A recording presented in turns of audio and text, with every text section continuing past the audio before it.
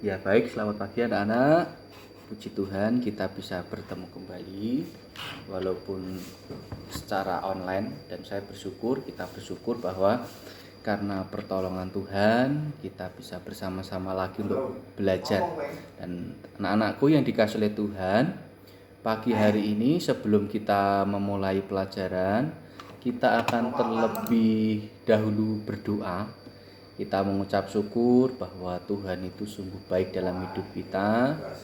Tuhan sudah memberkati kita, Tuhan sudah memelihara kita, bahkan setiap kehidupan kita selalu dipelihara Tuhan.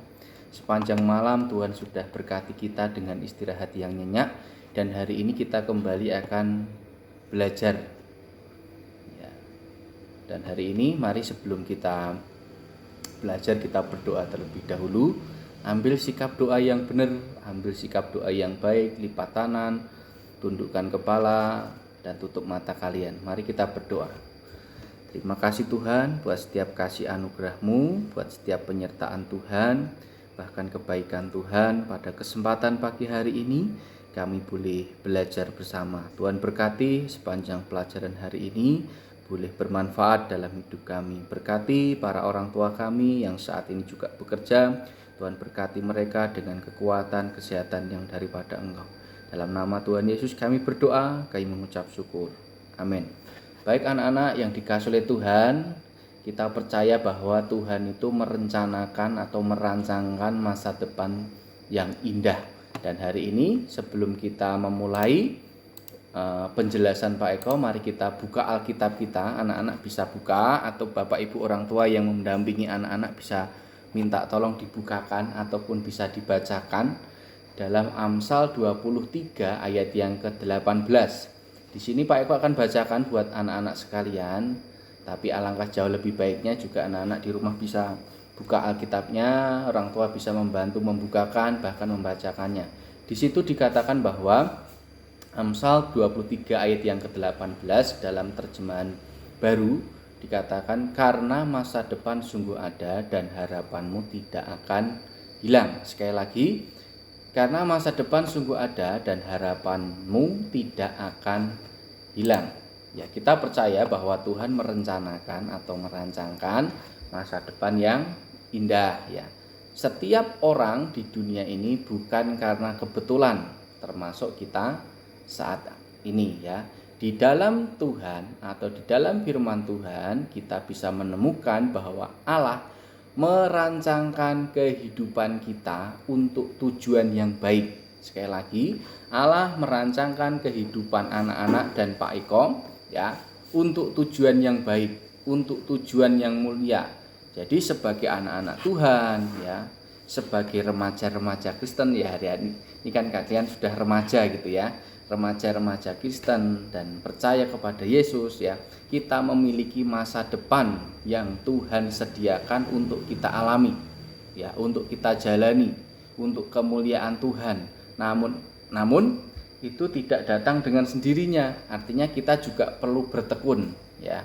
Kita perlu bertekun, kita perlu setia untuk bisa menggapai masa depan yang indah ya. Kalau kita saat ini sekolah ya, untuk bisa mencapai tujuan yang indah, untuk bisa mencapai cita-cita yang luar biasa, tugas kita belajar ya, kita bertekun dalam pembelajaran. Nah, tugas anak-anakku di rumah sekalian ialah yang pertama, nanti Pak Eko akan screenshot buat kalian, atau Pak Eko akan videokan buat kalian. Yang pertama, Amsal 23 ayat yang ke-18. Di situ dikatakan masa depan ada di dalam Tuhan.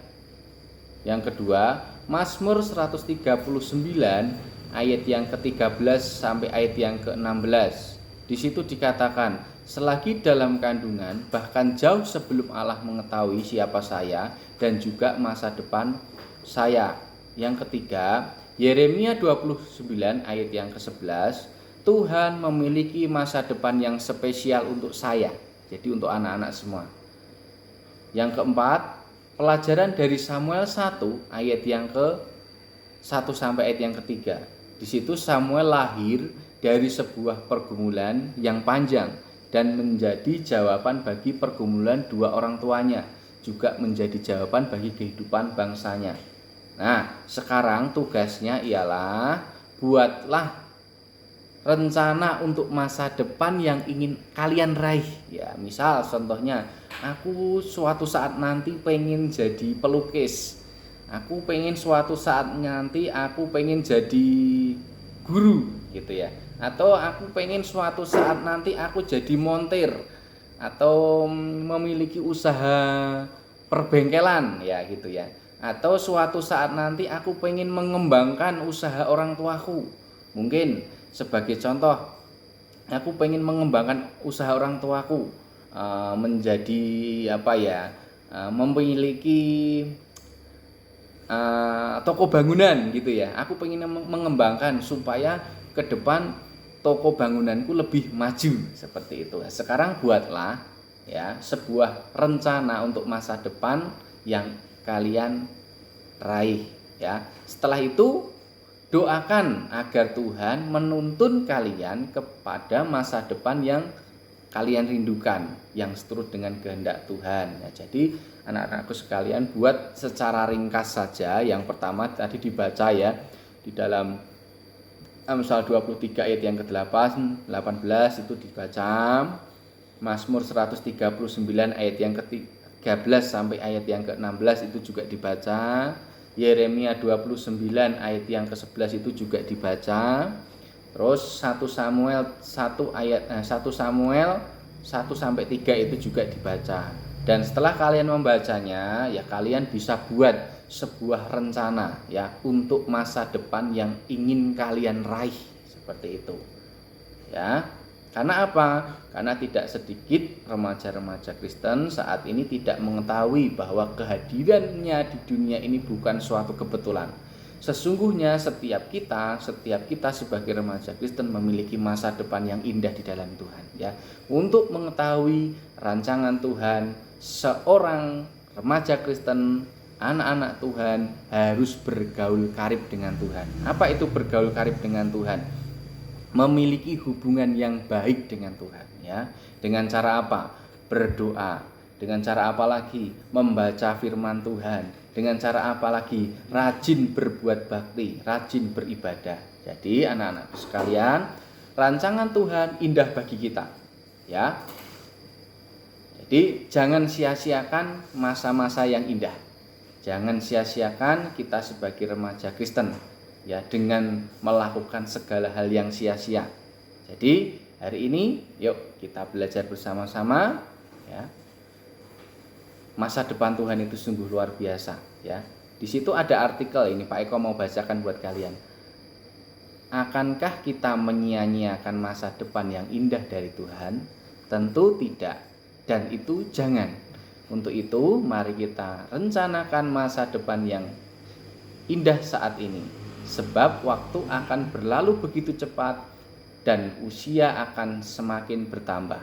Kesempatan untuk berkreasi tidaklah selamanya ada. Jadi tugas untuk teman-teman, untuk anak-anakku semuanya ya, yuk buat ya di selembar kertas apa yang ingin kalian capai ya, apa yang ingin kalian rencanakan di masa yang akan datang ya. Jadi mulai dipersiapkan dari sekarang. Jadi itu ya anak-anakku sekalian, tugas untuk hari ini buat di selembar kertas ya, tidak perlu banyak tetapi singkat, padat dan jelas. Itu saja ya. Selamat belajar, Tuhan memberkati kalian.